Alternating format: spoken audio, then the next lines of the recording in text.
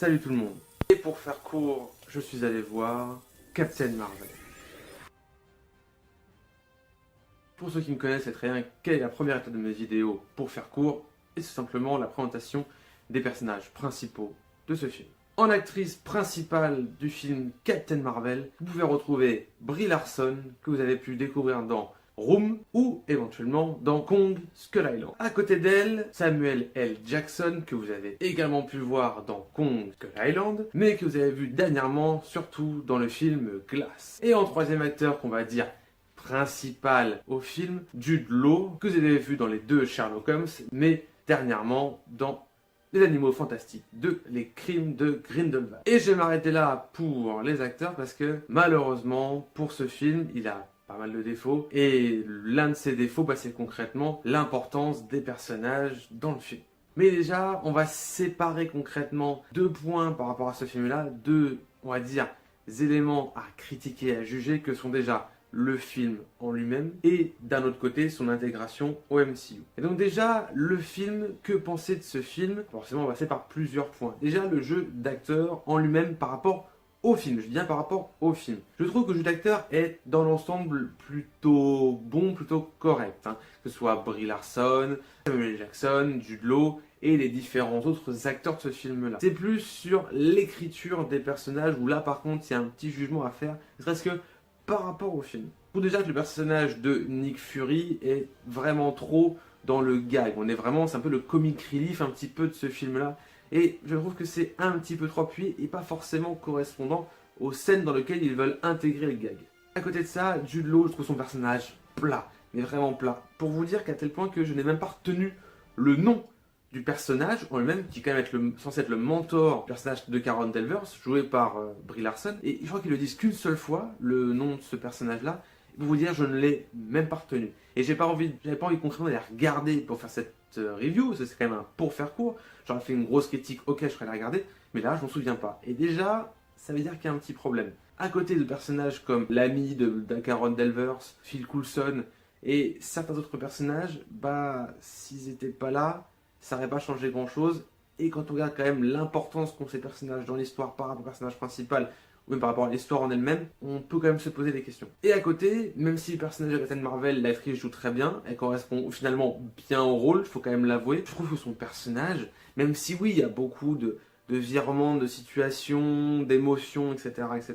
Mais je trouve quand même que son personnage de super-héroïne est vraiment trop écarté par rapport au film. Elle est là, elle sait qu'elle est badass, et puis basta, quoi. Même si effectivement, elle apprend beaucoup de choses de son passé, et même par rapport à son passé, les révélations qu'elle apprend, je trouve que le personnage ne réagit pas, entre guillemets, normalement par rapport à la situation. On sent pas forcément son implication, même ne serait-ce que dans son passé, et c'est pour ça que je trouve ça bizarre. À côté, il y a quand même des points positifs au film, ne serait-ce que oui, les effets spéciaux, ça on pourra pas cracher dessus, c'est toujours très beau, très agréable, très fluide à regarder à l'écran. Et le personnage de Captain Marvel est quand même bien foutu. À côté de ça, les scènes d'action sont assez ouf, même si concrètement je suis un petit peu déçu, en tout cas je reste sur ma faim, par rapport, on va dire, aux scènes d'action que peut nous proposer ce film. J'aurais personnellement aimé en voir plus, mettre plus en avant le personnage, même si je sais que concrètement, elle va être mise vraiment très en avant dans Avengers 4 Endgame. Mais en tant que film Captain Marvel, je trouve que Captain Marvel est justement pas forcément assez mis en avant en termes d'action, en termes de combat, en fait, au sein du film. Après, le scénario est assez intéressant. Il y a des petits retournements de situation qui font que on se dit, ah c'est cool, ils prennent un petit peu de risque par rapport à ça.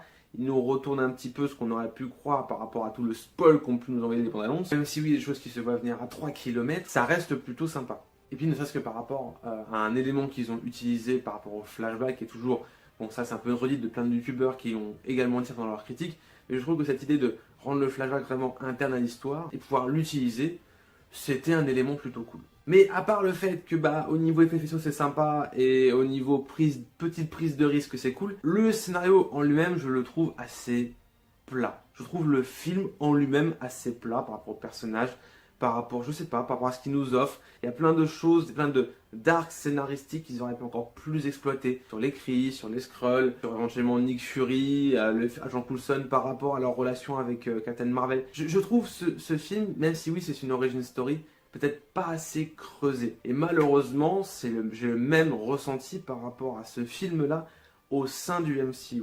Parce que oui, effectivement, on intègre quand même ce film dans le MCU pour faire une origine du personnage qui va être vraiment énormément mis en avant dans Avengers 4 Endgame. Mais malheureusement pour ça, en fait, le film, je trouve plat et je trouve, on va dire, comme quasiment 50% du MCU, je suis un grand fan, 50% du MCU sont pas forcément des films oufissimes, et pour moi Captain Marvel n'est pas forcément oufissime, déjà c'est clair. Et à côté de ça, tout ce qui est vraiment lié, on va dire, au MCU, à la saga, dans ce film, l'exploitation elle est un peu pauvre. Enfin, je veux dire, le personnage de Nick Fury ne correspond pas du tout à ce qu'on connaissait de ce personnage. Même oui, même si ça fait concrètement un bond en arrière dans le temps, on a du mal à associer les deux personnages qu'on connaissait de Nick Fury. Phil Coulson, qu'on revoit ses couples, ceux qui n'ont pas forcément vu la série Agents of Shield, c'est la première fois qu'il revoit Phil Coulson au cinéma, et au final son personnage n'est pas du tout exploité, et à côté de ça, les personnages qui sont entre guillemets iconiques un peu dans la saga, comme par exemple Ronan, est une petite tapette, enfin on sent qu'il est dans un peu de psychologie terroriste, mais il y a vraiment une grosse évolution entre le personnage, et limite le film aurait peut-être nous offrir ça, et au final pas du tout. Et puis à côté de ça,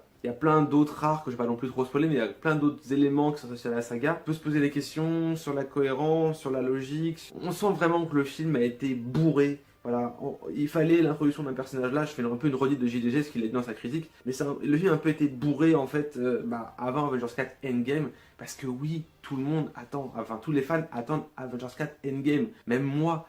Je savais très bien que j'allais voir Captain Marvel, j'allais voir un petit peu un filler avant Avengers 4.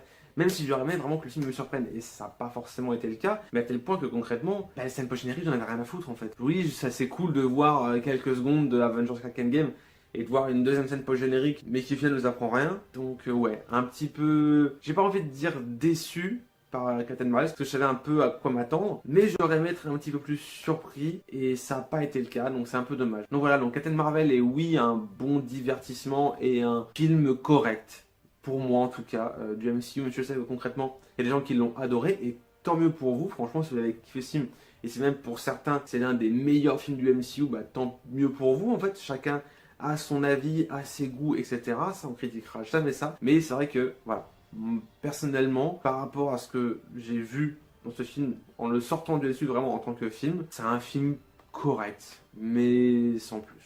Donc voilà, en tout cas, si vous allez le voir, allez le voir, hein, vous êtes fan de la saga, mais si vous voulez, entre guillemets, voir un film un petit peu plus réfléchi, qui prend des risques, pour moi, c'est pas ça. En tout cas, si vous avez aimé cette vidéo, n'hésitez pas à la liker, à commenter et à partager comme d'habitude, et à vous abonner, bien sûr, si c'est pas déjà fait. Et moi, je vous dis à la prochaine pour une nouvelle vidéo. A plus tout le monde.